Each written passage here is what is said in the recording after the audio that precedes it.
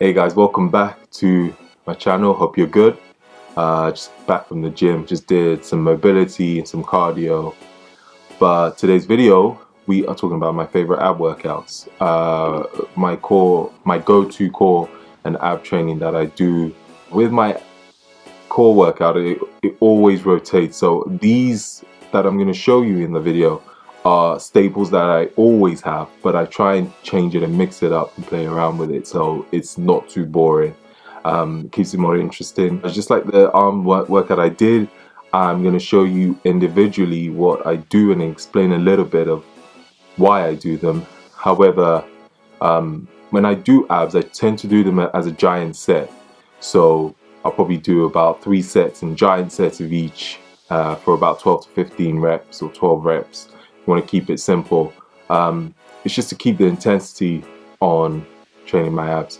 I always like to train them either before a session, so let's say before a bodybuilding session, or I make time to train them when I do my mobility workouts as well. If you're going to train your core and your abs, train them seriously. Train them as much as you would train your chest, your biceps. Put as much intensity into training your core as you do training every other body part. So prioritize them. Having a strong core, not just having abs, visible abs, but a strong core, which is all around the stomach, helps with overhead pressing, it helps with squats, helps with deadlifts. A lot of Olympic movements, we need a strong core. So let's get to the video and I'll explain to you my favorite workouts. So first workout, we are going to be doing the broom sweep. Now this is a classic that it's been around for a while. I do these to target my obliques. Now a lot of people tend to use weights to do obliques, so side crunches. I don't do that. I don't do anything that's weighted when it comes to oblique sessions. Every time I twist, either to the left or the right, take a deep breath in before you twist, and then out and squeeze your obliques hard you can every time you twist. So making sure that you're not just going through the motions, you are actually contracting the muscle, especially your obliques, every time you twist to the left or to the right. I usually tend to do about 3 sets of these and stick to about, I would say, 12, so alternating each side. The hanging leg raises is a pretty difficult one for a lot of people, but if you can get this right, it's great for developing your core. So keeping your legs straight, taking a deep breath in before you go up, before you take your legs up, and deep breath out. Now I like to take my legs all the way up, almost towards the bar. I can really work my core a lot more by taking my legs all the way up. Try not to swing too much. That's another rule. Too many people swing a lot on this workout, so try and keep it nice and controlled. Contract your lats because that would help you stay up.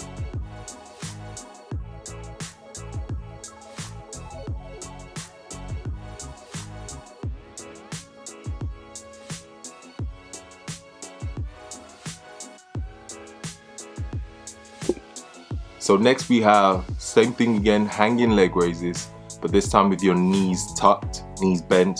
Now this is slightly easier, a slightly easier version. Again, keeping it nice and controlled.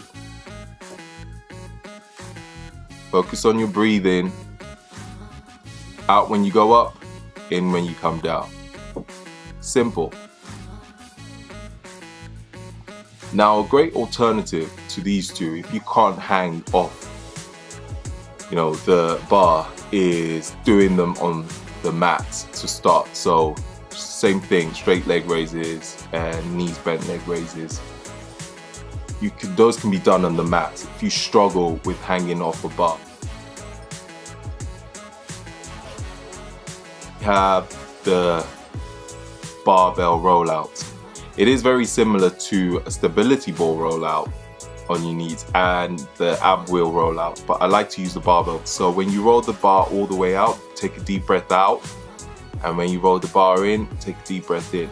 Now try and keep the eccentric phase, so when you roll out the bar, slow it down, again 2 to 3 seconds tempo. Nice and slow when you roll it out, and then in as quick as you can. So out nice and slow. With the rollouts, it really works your core, really targets your core. If you haven't done these before, try it. It is brutal. I would even sometimes take the tempo to a 5-second tempo when I'm going all the way down.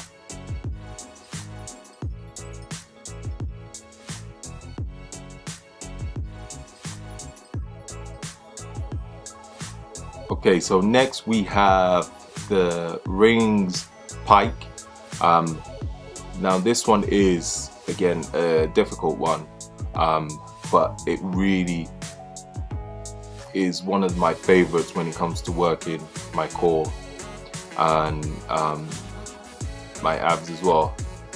It's a tricky movement to do. I'm using the rings, but you can use a stability ball as well to do these if you find it difficult to use the rings, or you can use a TRX rope. With this, again, tempo is key. So make sure when you go up, you breathe in, keep it nice and steady. When you go out, you breathe out, and then you come all the way out. So you want to try and make sure that your whole body is aligned in a straight line when you come back down. Again, nice and controlled, keeping the tempo again to about 2 to 3. I would also, with where I place my hands, I always try and make sure that I place them shoulder width apart. But these are amazing for your core. So if you haven't done these, try them. You can start with a stability ball, and then you can, progress up to using the rings. Next, we come to the V-ups. Now this, you are going to be starting with your feet off the floor, your hands off the floor, as you can see in the video, and you will slowly try and bring those two together. So feet off the floor, hands off the floor, and come up and meet with each other. So deep breath in when you're down, and breathe out when you come up. When you breathe out when you come up, squeeze your abs. So deep breath in and out when you come up. Again, try and keep the tempo nice and controlled. No rushing it, no rushing the movement. That's one of the most important things I would say when it comes to core. Don't rush the movements.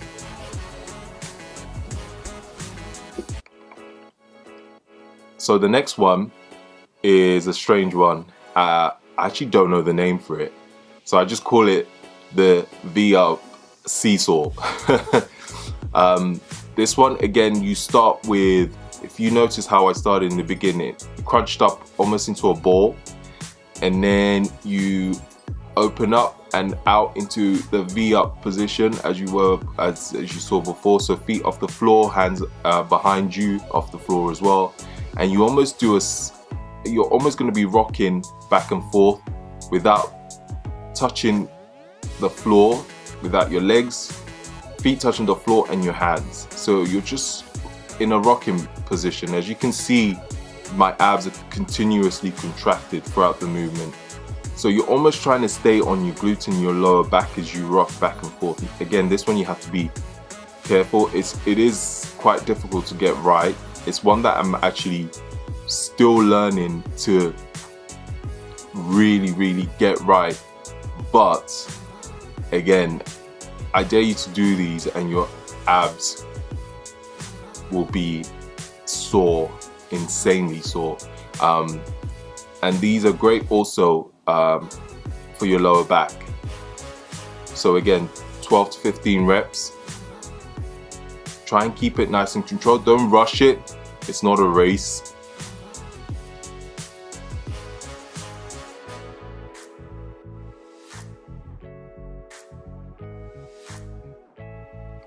So next we have the Superman, which is a great core workout that I love doing. You always know how strong your core is getting is when you can do these easily and comfortably without shaking, or without shaking to one side or the other. Now you start with your hands shoulder width apart on the mats. I like to point my hands out slightly also on the floor, and then my feet again slightly wider than my hips. So you want to take up your right arm and your left leg at the same time. Now again, if this is one that I'm still trying to get 100% right, but it's far better. It's such a great test to how strong your core is getting. Again, so try and do these. I try and keep to about 12 reps, alternate each side, or you can stick to one side and you do 6 on one side and then change to do 6 on the other side. If you want to make this harder, someone told me to do this and I thought it was ridiculous, but close your eyes and do them. It makes it a lot more difficult, but actually makes you focus a lot more on the movement. What I've also done is put an easier version. So this one will be on your knees. Same principle.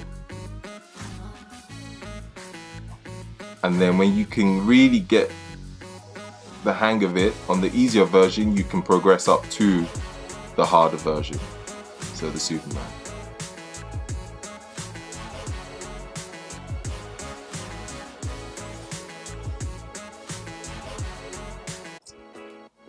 And next we have the ball slams. Now this one is another weird one that a lot of people don't think about doing, but it is another great core workout. Now you're not just slamming the ball without any thought, so there's a point to this workout. So before you slam the ball, when you take the ball up, take a deep breath in, and when you slam the ball down, you want to crunch down with your abs and then slam the ball. You should be crunching in before you slam that ball down. Your arms will be doing some work, but you're focusing on your core on this one. You can also do, if you can't slam the ball on the floor in your gym, get one of those boxes where you can jump, those plyo boxes, and slam the ball on that. It's the same effect. But yeah, and again, another 12 to 15 reps in these 3 sets. Really use your core when you slam the ball on the floor. Breathing is key again with this one. Take a deep breath in when you take your arms over your head. Breathe out and you slam the ball down onto the floor.